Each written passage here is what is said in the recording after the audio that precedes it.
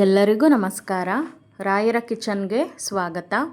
ಇವತ್ತು ನಾವು ಕ್ವಿಕ್ಕಾಗಿ ಹಾಗೆ ರುಚಿಯಾಗಿ ಹೇಗೆ ರಸಮ್ ರೈಸನ್ನು ಮಾಡೋದು ಅಂತ ನೋಡೋಣ.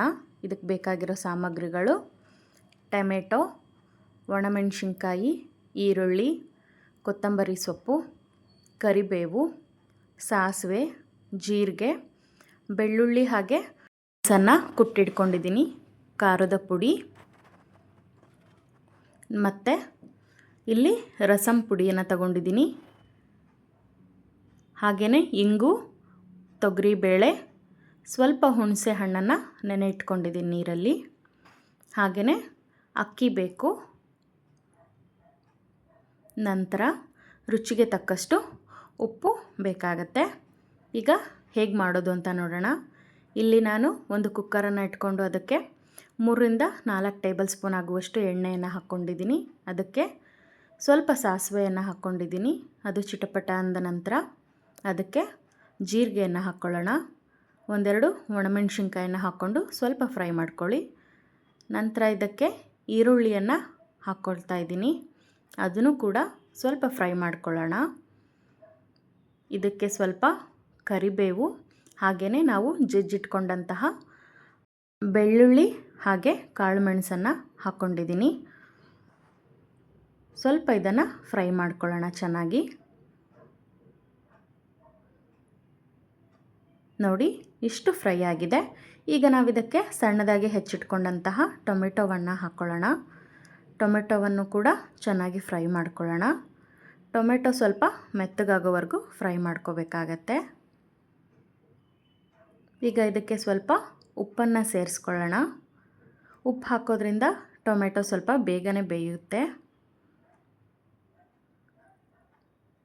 ನೋಡಿ, ಹೀಗೆ ಮಿಕ್ಸ್ ಮಾಡಿಕೊಂಡು ನಂತರ ಇದಕ್ಕೆ ನಾನು 1 ಟೇಬಲ್ ಸ್ಪೂನ್ ಆಗುವಷ್ಟು ಖಾರದ ಪುಡಿ, ಸ್ವಲ್ಪ ಕೊತ್ತಂಬರಿ ಸೊಪ್ಪನ್ನು ಹಾಕ್ಕೊಂಡು ಮತ್ತೆ ಮಿಕ್ಸ್ ಮಾಡ್ಕೊತಾ ಇದ್ದೀನಿ. ನೋಡಿ, ಈಗ ಸ್ವಲ್ಪ ಇದನ್ನು ಚೆನ್ನಾಗಿ ಬೇಯಲಿಕ್ಕೆ ಬಿಡೋಣ. ನಂತರ ಇದಕ್ಕೆ ಸ್ವಲ್ಪ ಇಂಗನ್ನು ಸೇರಿಸ್ಕೊಂಡಿದ್ದೀನಿ. ಹಾಗೆಯೇ ನಾವು ತೊಳೆದಿಟ್ಕೊಂಡಂತಹ ಅಕ್ಕಿ ಮತ್ತು ಬೇಳೆಯನ್ನು ಸೇರಿಸ್ಕೊಳ್ತಾ ಇದ್ದೀನಿ.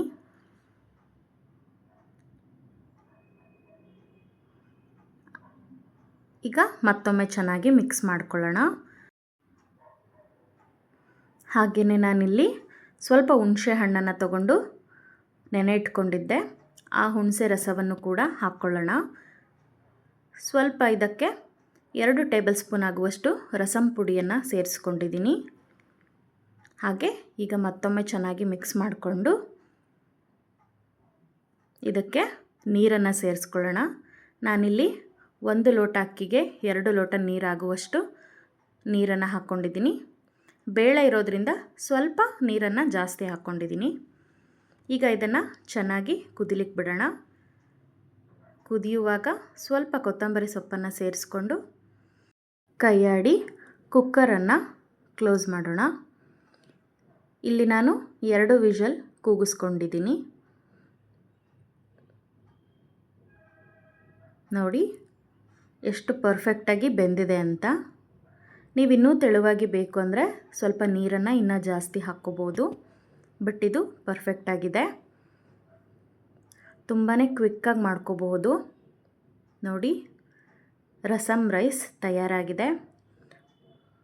ರಾತ್ರಿ ಏನು ಮಾಡೋದು ಅಂತ ಗೊತ್ತಾಗದೇ ಇರುವಾಗ ದಿಢೀರಾಗಿ ಈ ಥರ ರಸಮ್ ರೈಸನ್ನು ಮಾಡ್ಕೋಬೋದು. ನೀವು ಕೂಡ ಟ್ರೈ ಮಾಡಿ. Thank you.